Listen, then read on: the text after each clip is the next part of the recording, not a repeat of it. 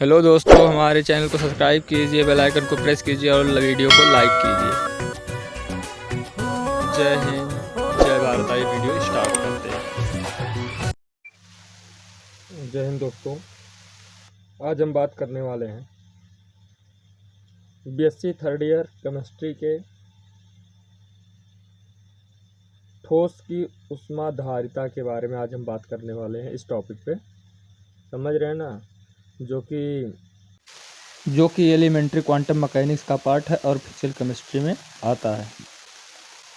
ठीक, तो ठोसों की ऊष्माधारिता के विषय में आज हम बात करने वाले हैं। तो दोस्तों, अभी तक आपने हमारे चैनल को सब्सक्राइब नहीं किया तो सब्सक्राइब करें और बेल आइकन को ज़रूर दबा दें। दोस्तों के पास ज़्यादा से ज़्यादा शेयर करें, जिससे वो अपने एग्ज़ाम की अच्छे से प्रिपरेशन कर सकें। तो आइए दोस्तों, देखते हैं कि ये ठोसों की ऊष्माधारिता होती क्या है। ठीक, ठोसों की ऊष्माधारिता होती क्या है, इस चीज़ को हम देखते हैं। तो दोस्तों, जो ठोसों की ऊष्माधारिता होती है, सबसे पहले हम देखेंगे कि ऊष्माधारिता होती क्या है। तो ऊष्माधारिता यानी हीट कैपेसिटी, वह आवश्यक ऊष्मा जो पदार्थ के टेम्परेचर को 1 डिग्री सेल्सियस बढ़ा दे, उस पदार्थ की क्या कहलाती है? ऊष्माधारिता कहलाती है, यानी हीट कैपेसिटी कहलाती है। वह आवश्यक ऊष्मा जो पदार्थ के टेम्परेचर को 1 डिग्री बढ़ा दे, उस पदार्थ की ऊष्माधारिता कहलाती है। या फिर इसका हम दूसरी तरह से भी डिफिनेशन दे सकते हैं, पदार्थ का टेम्परेचर 1 डिग्री सेल्सियस बढ़ाने के लिए आवश्यक ऊष्मा उस पदार्थ की ऊष्माधारिता कहलाती है। समझ रहे ना, पदार्थ का टेम्परेचर 1 डिग्री सेल्सियस बढ़ाने के लिए आवश्यक ऊष्मा उस पदार्थ की ऊष्माधारिता कहलाती है। आप दोनों में से कोई भी डिफिनेशन लिख सकते हैं जो आपको परफेक्ट लगे, ठीक, और आसान पड़े। तो आइए आगे देखते हैं। ये विशिष्ट ऊष्मा यानी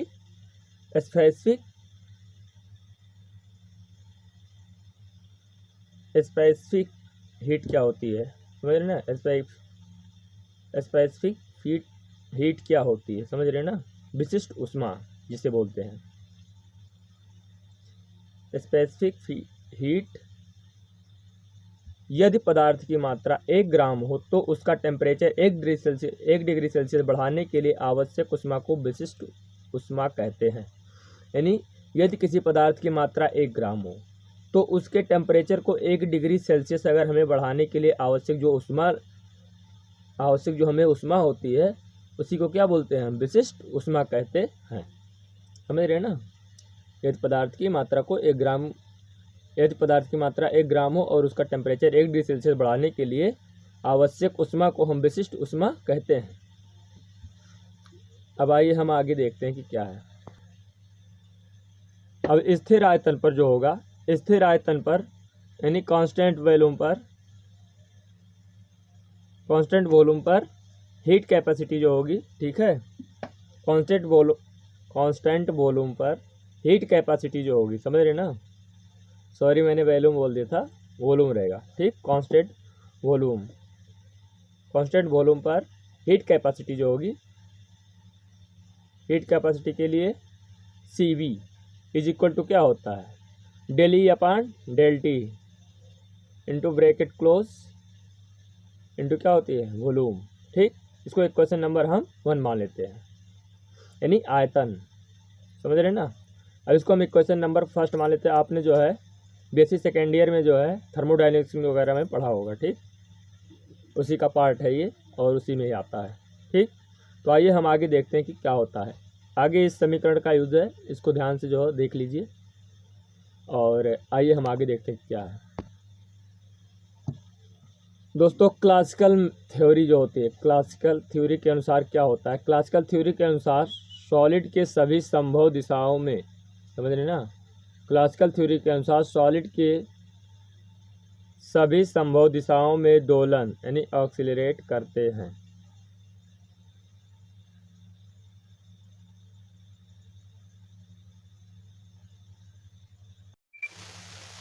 क्लासिकल थ्योरी के अनुसार सॉलिड के सभी आइटम सभी संभव दिशाओं में दोलन यानी ऑक्सीलेट करते हैं, समझ रहे हैं ना। यानी जो क्लासिकल थ्योरी है, यानी सबसे पुरानी जो थ्योरी मानी जाती है क्लासिकल थ्योरी, समझ रहे हैं ना, जिसे हम चिर संबत थ्योरी के नाम से भी जानते हैं, चिर संबत सिद्धांत के नाम से भी जानते हैं। बहुत प्राचीनतम ये सिद्धांत है। इसके अनुसार क्या होता है कि जो सॉलिड के सभी एटम के संभव सभी, समझ रहे ना, सभी एटम के सभी संभव दिशाओं में दोलन करते हैं, समझ रहे ना। थ्योरी के अनुसार सॉलिड के सभी एटम सभी संभव दिशाओं में दोलन करते हैं। ये होता है आपके क्लासिकल थ्योरी के अनुसार।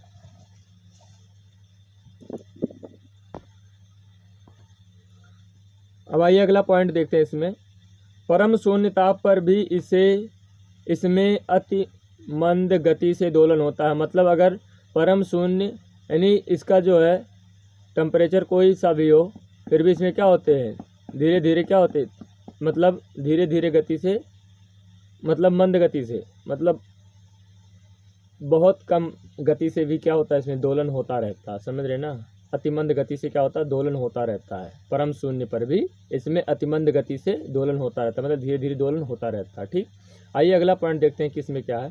अगला पॉइंट है प्रत्येक एटम से संलग्न एनर्जी ई का मान 3 kT के बराबर होता है। मतलब प्रत्येक एटम जो होता है उसे संलग्न जो एनर्जी होती है, एनर्जी ई का मान जो होता है 3 kT की क्या होता है, बराबर होता है। तब यहाँ पर क्या हो जाए, तो यहाँ पर देखिए लिखा गया है E = N × 3 kT, समझ रहे ना। इसको हम इक्वेशन नंबर 2 मान लेते हैं, जहाँ पर क्या है, यानी क्या है, एवोगैड्रो नंबर है, समझ रहे हैं, एवोगैड्रो नंबर है। और ई क्या है, एनर्जी कांस्टेंट है, समझ रहे हैं ना, ई एनर्जी कांस्टेंट है। और के क्या है, यहाँ वोल्टेज मान कांस्टेंट है, समझ रहे हैं ना। तो वोल्टेज मान कांस्टेंट जो होता है K = R/N होता है। तो इसका हम क्या करते हैं, इस वैल्यू को क्या करते हैं, K के वैल्यू को हम समीकरण सेकंड में रख देते हैं। इस वाले समीकरण में हम क्या कर देते हैं, पुट कर देते हैं, समझ रहे हैं ना। तब देखते हैं आइए क्या मिलता है। अब इसमें जब हम पुट करते हैं तो हमें मिलता है E = N × 3 × R/N × T। इसको हम इक्वेशन नंबर क्या मान लेते हैं, 3 मान लेते हैं, समझ रहे ना। या फिर इसको हम इस तरह से लिखते हैं, देखिए यहाँ से N कैंसिल हो जाएगा, इस N से इस AN कैंसिल हो जाएगा, समझ रहे ना। यहाँ पर क्या बचेगा, E = 3RT, समझ रहे हैं ना। इसको हम इक्वेशन नंबर 4 मान लेते हैं। और समीकरण 4 का मान समीकरण 1 में रखने पर, समझ रहे हैं, समीकरण 4 जो है, समीकरण 4 इसका मान समीकरण 1 में रखेंगे, यानी CV समीकरण जो है CV = तब क्या आ जाएगा, जानते हैं, डेल इंटू ब्रैकेट 3RT/ΔT, समझ रहे हैं ना। ये आ जाएगा आपका। इसको आगे जो सॉल्व हम करेंगे तो हो जाएगा CV = ΔT और ΔT दोनों क्या हो जाएगा, कैंसिल हो जाएगा, समझ रहे हैं ना। तो बचेगा क्या, 3R। तो CV = 3R और CV = हो जाएगा 3 × R की वैल्यू हम जानते हैं 1 पॉइंट क्या होता है, 1.99 होता है, समझ रहे हैं ना।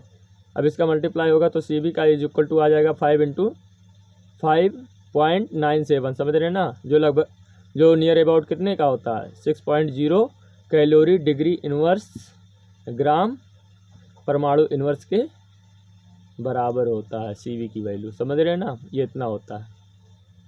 तो आपको CV का वैल्यू यहाँ से निकल गया। अब आइए हम आगे देखते हैं, समझ रहे हैं ना, आगे क्या होता है। अब इसमें कुछ नोट है, नोट का पॉइंट है, इसको देखते हैं। पहला पॉइंट है इसमें, अतः सॉलिड पदार्थ के लिए प्रति ग्राम परमाणु, यानी जो सॉलिड पदार्थ है उसके लिए प्रति ग्राम परमाणु, यानी प्रत्येक ग्राम परमाणु हीट कैपेसिटी का जो वैल्यू होगा, यानी ऊष्माधारिता का जो वैल्यू होगा, समझ रहे ना, हीट कैपेसिटी का जो वैल्यू होगा वो 6 होगा, समझ रहे ना। 6 तो आया है वहाँ पर नियर अबाउट, अभी हमने आपको बताया है कि लगभग इतना होता, समझ रहे ना। तो कितने का आया है, सॉलिड पदार्थ के प्रति ग्राम परमाणु के ऊष्माधारिता का मान कितना आया है, वैल्यू क्या होता है, 6, वही निकल कर आया है। ठीक, अब सेकंड पॉइंट इसमें है, ये वैल्यू ड्यूलांग और पेरिट द्वारा प्रायोगिक मान के बराबर होते हैं, यानी जो ड्यूलांग और पेरिट का जो प्रायोगिक मान था उसके बराबर होते हैं, समझ रहे ना, ये वैल्यू जो निकल कर आए। अब आइए हम आगे देखते हैं अगला क्या है। ठोसों की ऊष्माधारिता का क्वांटम सिद्धांत समझ रहे हैं। जो ठोसों की ऊष्माधारिता का क्वांटम सिद्धांत है, जिसे आइंस्टीन का समीकरण भी कहते हैं। तो आइए देखते हैं कि ये क्या होता है और इसे हम कैसे ज्ञात करते हैं, ठीक है, और इस थ्योरी के अनुसार क्या क्या चीज़ें होती हैं, ये चीज़ें हम इसमें देखते हैं। ये quantum theory of heat capacity of solid the Einstein equation, समझ रहे हैं ना। अब आइए देखते हैं इसमें पहला पॉइंट, ठोस तत्वों के हीट कैपेसिटी में टेम्परेचर के साथ परिवर्तन का स्पष्टीकरण आइंस्टीन ने सन 1907 में क्वांटम थ्योरी के आधार पर दिया, समझ रहे हैं। यानी क्वांटम थ्योरी के आधार पर इन्होंने क्या किया था, दिया था। 1907 में क्वांटम थ्योरी के अनुसार इन्होंने दिया था ठोस तत्वों के हीट कैपेसिटी यानी ऊष्माधारिता में टेम्परेचर के परिवर्तन का स्पष्टीकरण, समझ रहे ना। जो टेम्परेचर में परिवर्तन होता है स्पष्टीकरण आइंस्टीन ने क्या किया था, 1907 में दिया था, समझ रहे हैं, क्वांटम थ्योरी के आधार पर दिया था, ठीक। अब आइए हम देखते हैं कि इस थ्योरी के अनुसार, इस थ्योरी के आधार पर क्या होता है, समझ रहे हैं ना, या क्या चीज़ें होती हैं।